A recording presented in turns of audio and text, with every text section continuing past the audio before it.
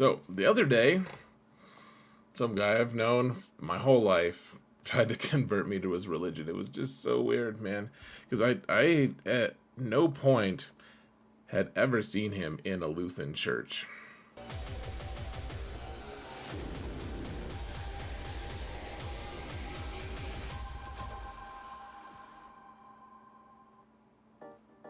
Hello everyone and welcome to another episode of Zareth Talks About Conquest, apparently.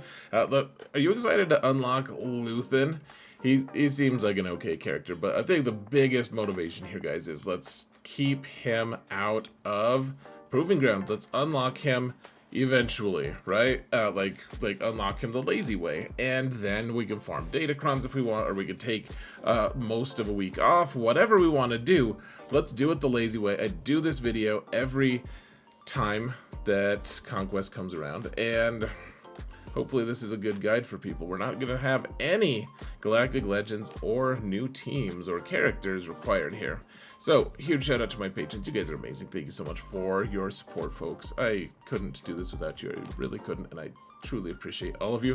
Thank you to everyone else who wants to support this channel for free. All you gotta do is hit that thumbs up button, like, subscribe, comment. It's time to mount the algorithm, guys, before the algorithm gets mounted by Conquest, and subsequently you do too. Let's get to it, folks. So here's my method, guys, the lazy way. I have 3 accounts. One of them is endgame, so I get red crate. That's crate 7 for those of you who are more numerically inclined, aka can count. And my other 2 accounts, one of them is done by the Conquest is all the way done by Celiac Sarah, which I'm going to link her video in the video description. I highly recommend you go see her endgame guide on Conquest. Really good stuff, almost definitive in this context. But we're going to talk about my smallest account, which is really lazy. And I don't want to do 2 conquests. I don't want to do it. I do 2 conquests, and I just don't. I want to do the minimum possible, and so I've figured out a method to unlock these characters within 6 months instead of the 3 that you would get from Red Crate. Instead, you go for Crate 5, which gives you so much wiggle room, and it's just really nice. I've done the math here, guys. How much you get from the crate? If you buy the pass, how much you get from the pass each time? It takes 6 total conquests to unlock 1 conquest character, though you're working on 2 at a time. Like we're going to be working on Luthen, and then we're going to also be working on Queen Amidala concurrently, right? So I'm 3 months into Queen Amidala's farm, so it'll be Conquest 4 coming up. So you get more or less shards for the pass and for each crate. You guys can just look at the math on your own if you want, but I've had no issues with this, guys. I've unlocked every single Proving Grounds character since I've started doing this, and it worked even when I was at 4.8 million GP. Now, people have bugged me forever saying, is this hard conquest? Hard mode conquest? You never say that, Zareth. I'm gonna just definitively say that yes, it's hard mode, whatever conquest. You can't do that. Like, it's not even worth doing until you're 4 million and you can actually do hard mode, and then never do medium or normal or easy or whatever mode again, because you get way better rewards, almost guaranteed. Anyways, this takes 6 months and you unlock these characters. It's pretty epic and awesome in my opinion. Now, where a goal is crate 5, and if you can get, I know this is kind of a stretch for some people, but we're gonna have the conceit of assuming we can do 330 keycards from getting 3 stars on all the nodes, which would only leave 120 total keycards from the feats, because Red Crate you need through 630 or something like that. Crate 5 you need 450, which is nice. Like, that 450 is not bad at all. You can skip a lot. All right. So data disk builds, the 2 that I like the most, and honestly build number 1 is by far the best, is the one where you get 1 fortified, 3 zealous ambition, and 3 entrenched if you can. If you can't get any of those, getting the stacking offense with entrenched and heal over time, you're going to get a lot of stacking offense. It's a little more annoying and frustrating, but if you want the best data disks, I think that's probably the two best combos for the currently available data discs. Now, if CG decides to update the data discs or something, I haven't seen anything in the data mine to suggest that we can't, that we will be able, or that we're gonna swap out data discs. So let's just leave that alone. Now, first off, huge shout out to Sig at the events server. I'm gonna link that as well for doing the data mine. This data is all from him looking at the game files. So of course, some of this may end up being fixed or changed or whatever, but for the most part, it's going to be very accurate. I'd say, 99% of it at least is going to be in here, if not 100%. There's one fix I think they need to change. We'll address that when we get there. But Sector 1, folks. Here's the thing about Sector 1 and Sector 2. If something annoys you, you can kind of just skip it. It's not like you have to maximize your total key cards in sector or in this method, because you're only getting crate 5. That's all you need is crate 5, and yes, you'll unlock that character later, but man, you get to say, oh man, like the feats that require evasion, for instance. Sometimes it's really easy, I realize, for some people, but that's always been one that's annoyed the heck out of me, and if I can just skip it, then wonderful, because they're worth a pittance, folks. They're not worth very much. So, anyways, it's also worth it to be working on some of these, because it's nice to get done with your goal early. And so, evasion up, you're going to get that from the shrug from Han. He just shrugs, his whole team gets it. You have to do it 10 times. Yeah, I guess get cracking, man. Ewok kills.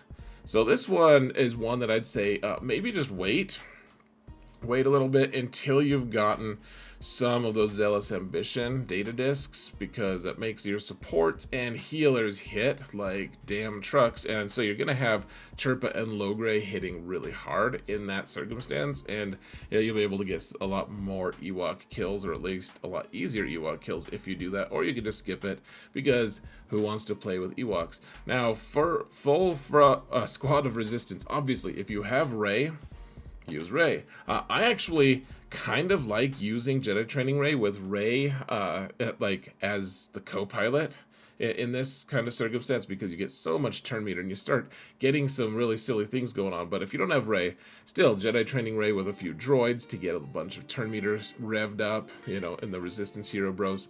Not too bad here, folks. Now, for Sector 2, we're going to skip the Saw Survival, because a lot of people don't have Saw geared up. He's a character that's been around for a year. I still consider him a kind of new character now. There's a few different feats here. That kill things with Rebel Fighters is probably the most interesting to me, because the Rebel Fighters are... there's a few of them. So Adrad's team is all Rebel Fighters except for him. So if you pop his ult, he kills everyone. That doesn't count as a Rebel Fighter kill. However, if you do a Mon Mothma team and you use Captain Rex on that team, then not only are you getting kills with Rebel Fighters, you're also working on a global feat, which is keeping Captain Rex alive. And then Troopers, here, let me turn my face off for just 1 second, guys. For the Troopers team, you want to, you're just trying to win fights, or you're trying to kill enemies with Imperial troopers, it looks like. And here's the thing, I don't have the fastest PS, especially in Conquest. It's really tough to get going sometimes. It really is tough to, your characters just get outsped for a while, and the problem with that is troopers are so squishy that if you don't get to go first, then you're kind of screwed. And so the thing you can do, first off, if you have data discs that give you evasion up, troopers at the start of their turn, or whenever they get any buff, they get 10% turn meter. So if you have 3 evasion, if you have 3 of those, hold on a second. Yeah, there it is. And entrenched, folks. If you have 3 of those entrenched data discs, then at the start you're getting bonus protection, right? And because it's a buff, you're also, the whole troopers team under Veer's lead is gaining 10% turn meter per buff, so they get 30% turn meter. And then if you start with Watt, this is why I turned my face off, guys, you can use Watt to do a basic, and that basic gives everyone an extra 2 buffs, which gives them another 20% turn meter. And so the troopers get to go first, and then you get to actually start taking things out, which you know, even if you have a pretty poor troopers team, this is a really great way to be able to do that. Now, I'm probably going to be releasing a video on just like basic Conquest teams and how to use, you know, Night Sisters, how to use troopers, how to use CLS, etc. Now, you can see Night Sisters. I have recently bought the Lightspeed bundle for my Night Sisters, and so they're relicked. But guys, I got by for like a whole year with that crappy looking Night Sisters team. As long as you have a relic DACA, you really just get to run the table anyways, because Marin is amazing and makes that team just a completely badass team with their with their mechanics in Conquest. Sorry guys, I'm a little sleepy apparently. And then finally, potency down with Jedi. You don't have to do the Revan team that I'm suggesting, but Grandmaster Yoda is going to be bouncing around, just doing every time he does a basic, he's trying to apply it. You're gonna get it really quick. The only thing I would say is, if you have a whole bunch already of the data discs that boost your hitting power for support. Remember, he's support, and so he's going to start deleting people really fast, and once he kills someone, that doesn't necessarily try to apply the debuff. So just keep that in mind, guys. You might want to artificially make him a little weaker for a few different games or fights. Sector 3, we can actually get a lot of these. Now, they have an error right now, guys, where though these feats are only worth 5 each, you can see I've edited into 10 because I am almost 100% sure that they're going to fix this. Sector 3 has always been worth 10 instead of 5s for the main feats, and so that's, you know, and even a lot of people who are, you know, clued into this, or I mean, people who know what CG is doing, and gosh, that sounds so creepy. People who know CG though are also in agreement that they're gonna be switched to 10. And so, anyways, defeat 35 enemies with any Han. That's gonna be an interesting one, guys, because there's no Hans that are really that transcendent right now. Like, the original Raid Han is still the best one. Killing 35 in a sector could be a little problematic. Still think I'm going to be able to get it. Getting 10 battle wins with Separatist units, I just probably am going to end up using Grievous and company. You have to make sure, though, that you're going to get that first turn, which is tough, without BB-8 to help you. And so that's one that I could see people trying to skip that one as well, honestly, which is a damn shame. Now, accuracy up is one that you don't, there's not a ton of characters are going to be giving it, but Seer is a character. Now, I think that people should have been working on Jedi Cal for a long time, for a long time. And so if you have Seer, if she does a basic, she gives her whole team that accuracy up. So all she has to do is do 10 total basics. You could probably stretch out one really tough battle and get, you know, half of them done in one sitting. And I guess if you don't take anyone that's hitting that hard, like Malicos, you could probably just stretch it out and get that feat in one go. Now, the adapt or die, that's another one that you can get without having killed any and not having even won any of your fights. Aiden can just go. She takes her first turn because she gets 100% bonus turn meter, and so she gets her first turn against a lot of different teams, and then she just, instead of doing the mass assist, which is almost always the best tactical choice, instead she can do her we adapt or die move, which in turn gives her entire squad one of those, one buff each. So that's 5 total, if you guys know how to count, which is excellent. Congratulations on counting if you do know how to do that, and if you don't, it's probably too late for you, so I would just not try. Now, she gets 5, and then if her whole team gets wiped out, you still get credit for 5. So I'm not saying it's efficient or that effective, frankly, but if you have a really weak Aiden team like me, and you for some reason are desperate to get these 10, that's a guaranteed way for you to just get 10 without really struggling. Yes, you're failing to get any resources for it or any movement, but if you really need those 10, that's one way to do it, folks.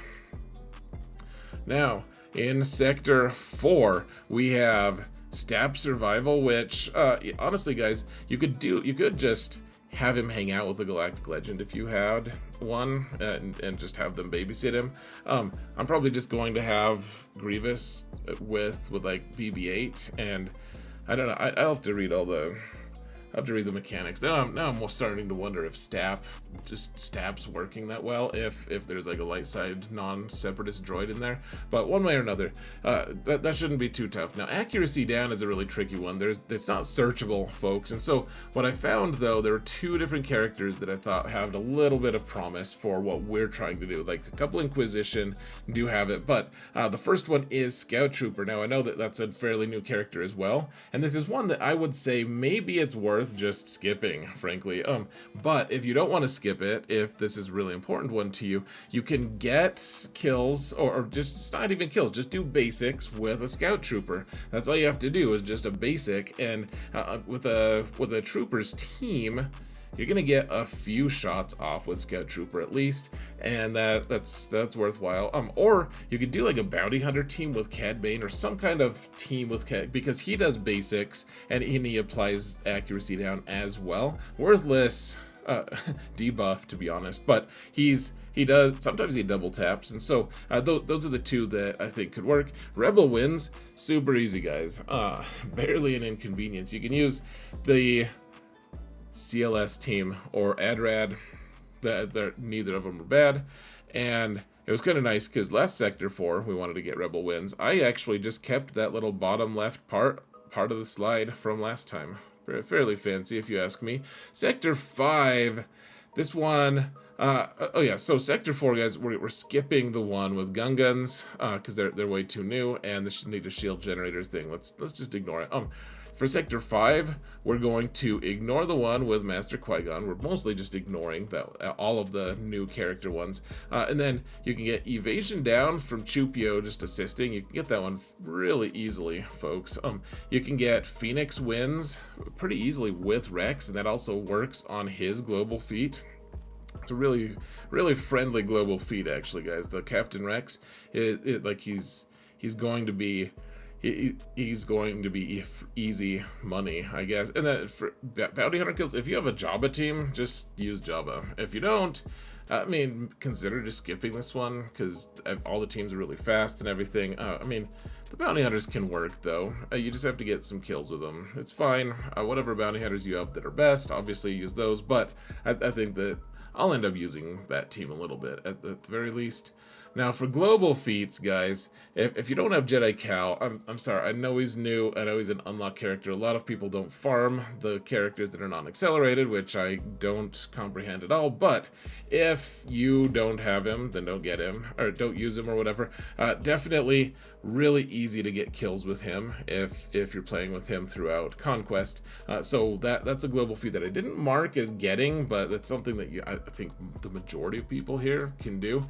Captain Rex, being able to win 10 battles with him surviving, that should be fairly easy over the course of time. Like, there's a few different teams that he's going to be instrumental in helping with. I think the biggest thing, guys, is trying to get gun wins, which I think you can game the system a little bit, because if you have Zealous Ambition or discs, then all you have got to do is apply them, and then supports hit really, really hard. Dash is a support, and he's really fast, so if you give him fast mods, put him in a Sector 1 where the enemies are not fast at all, then do his AoE. It doesn't matter how awful your guns are, they're probably going to survive by virtue of Dash erasing your enemy. So I think that that's something you can actually do and get a pretty easy 16 if you kind of just spread it out and just do like 2 every day over the course of a week.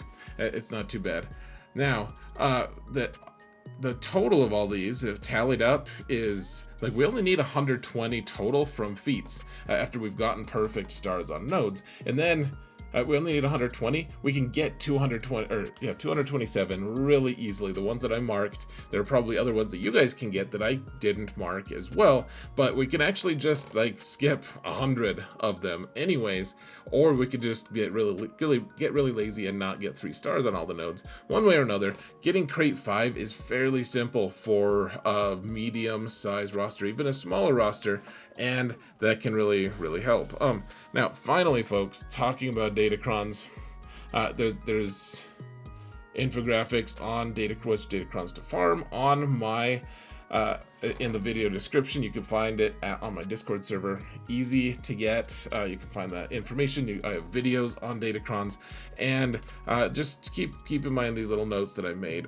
That my strategy typically, folks, is get crate 5 in the first week, and then after that, totally ignore getting any more feats. Just still do 3 refreshes a day and farm Datacrons. And that's about it, folks. I mean, that'll get you into Kyber eventually, because Datacrons are pretty important for GAC. Let me know, what are your thoughts, folks? Are you excited for Luthen? Are you excited for this conquest? This looks like it's fairly easy conquest. I don't know. Maybe I'm taking crazy pills, but I would love to hear what your thoughts are, guys. Thank you all so much for watching, and remember that in all things, Zareth prevails.